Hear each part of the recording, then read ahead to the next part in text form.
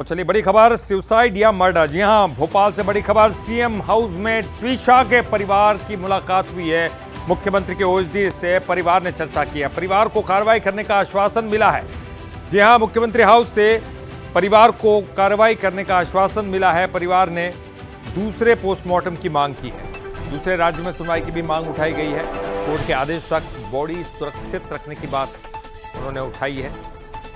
तो परिवार को कार्रवाई करने का आश्वासन मिला है। मुख्यमंत्री हाउस पहुंचे थे तो मुख्यमंत्री से मुलाकात करने के लिए, और मुख्यमंत्री के ओएसडी से परिवार की चर्चा हुई है, बातचीत हुई है, और ओएसडी ने परिवार को कार्रवाई करने का आश्वासन दिया है। तो सीएम हाउस में पहुंचा ट्विशा का परिवार।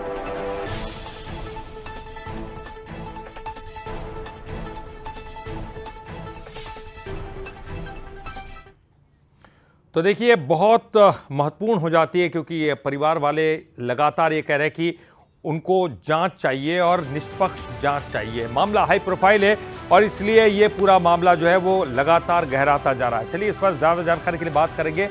हमारे साथ हमारे सहयोगी सूरज शर्मा जुड़ गए हैं।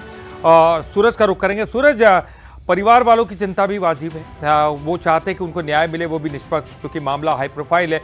तो ऐसे में कितनी मांग उनकी उचित लग रही है? क्योंकि आप उनसे चर्चा भी कर रहे थे तो देखा कि वो काफ़ी गुस्से में भी दिखाई दे रहे हैं। उनकी मांग कितनी उचित है और क्या कुछ आश्वासन उनको मुख्यमंत्री हाउस से मिला है? देखिए, जिस तरीके से सुसाइड की जो घटना हुई थी उसके पहले जिस तरीके से परिजनों के पास व्हाट्सएप से चैटिंग है कि उन्हें परिवार में प्रताड़ित किया जा रहा है, चाहे सास की बात हो या पति की बात हो, उसके बाद जिस तरीके से आत्महत्या ऐसा जो गंभीर कदम है वो ट्विशा ने उठाया, उसके बाद से जो पीएम रिपोर्ट में खासतौर से कहा गया है कि जो सुसाइड है वो फांसी लगाने से हुई है, लेकिन मल्टीपल इंजरी बॉडी में है। तो ऐसे में परिवार को संदेह है कि एक बार फिर से पीएम होना चाहिए, और इसके लिए वो चाहते हैं कि जब उनकी सास चूंकि यहाँ पे जुडिशियली में रह चुकी है तो कहीं ना कहीं वो दबाव प्रभाव काम कर सकता है।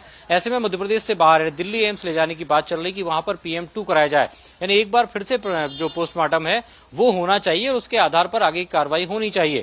फिलहाल हमने देखा कि जो चाहे गिरीवाला हो या उनके बेटे समर्थ हो, उन दोनों पर FIR हो चुकी है और जमानत उनकी मां को मिल चुकी है, लेकिन समर्थ की गिरफ्तारी अभी नहीं हुई है। शायद यही कारण परिवार का गुस्सा भी अभी कह सकते हैं कि जायज है प्रारंभिक तौर पर कि अभी तक समर्थ की गिरफ्तारी पुलिस ने क्यों नहीं की, और उसी की मांग को लेकर तमाम जो परिजन है आज मुख्यमंत्री निवास पहुंचे थे। यहाँ पर करीब 1.5 से 2 घंटे उन्होंने बाहर धरना प्रदर्शन किया। उसके बाद मुख्यमंत्री के ओएसडी ने उनसे मुलाकात की और आश्वासन भी दिया, लेकिन जिस तरीके का आश्वासन है उससे वो बहुत ज्यादा संतुष्ट नहीं है।